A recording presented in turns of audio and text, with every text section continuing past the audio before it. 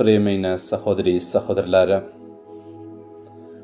నా ప్రభువా నా దేవా అని చెప్పి పూర్తిగా దేవాది దేవుని తన యొక్క విశ్వాసానికి సమర్పించి ఒక్కొక్క వ్యక్తి పునీత తోమా గారి.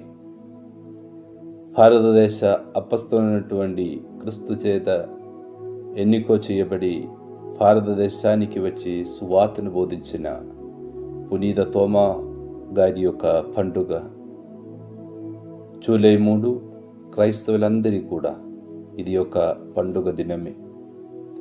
కారణం ఏమిటి అంటే, ఈనాడు మనం జరుపుకోవనటువంటి పునీత తోమా గారు ఈ దేశానికి, మన భారతదేశానికి వచ్చి ఉండకపోతే మనం క్రీస్తు గురించి ఉండేవాడు కాదు. కాబట్టి మొట్టమొదటిసారి క్రీస్తు ప్రేమని, రక్షణని, క్రీస్తు అంటే ఎవరు మనకు తెలియచేసింది ఈ పునీతులైనటువంటి తోమా గారి పండుగ కొనియాడని సందర్భము మనము కూడా ఆ దేవాది దేవునికి మనమందరినీ సమర్పించుకుని ప్రార్థిస్తాం. విశ్వాసానికి సాక్ష్యముగా జీవించడానికి మనమందరం ప్రయత్నిస్తాం. దేవాది దేవునికి కృతజ్ఞతలు చేసుకొని ఈ యొక్క పండుగ దినము మనమందరం కలిసి ప్రార్థిస్తాం. సర్వేశ్వరుడైనటువంటి దేవా, మా భారతదేశానికి పునీత తోమా గారిని పంపించినందుకు మీకు స్తుతులు, స్తోత్రాలు.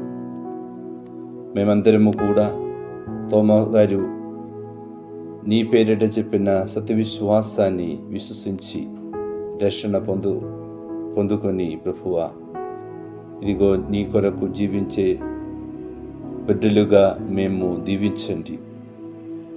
అదే రీతిగా ప్రభువా, మేమందరము కూడా ఇదిగో మేము పొందుకు భాగ్యాన్ని 10 మందికి అందించే కృప మాకు దయచేయండి.